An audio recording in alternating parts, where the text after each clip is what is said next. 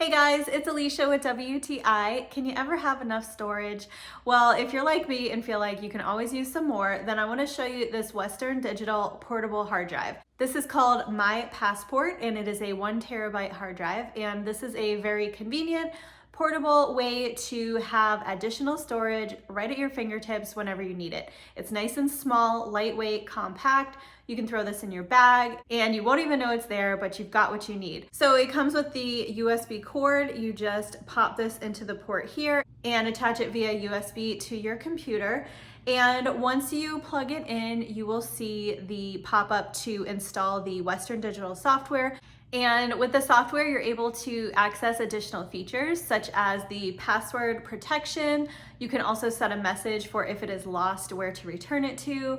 And it also has auto backup features. So it just offers a lot in a very simple to use and compact little design that is really easy to take with you anywhere. I also love that it comes in fun colors as well. So there's several options to choose from. So if you need some additional storage, then I would definitely recommend this Western Digital portable hard drive.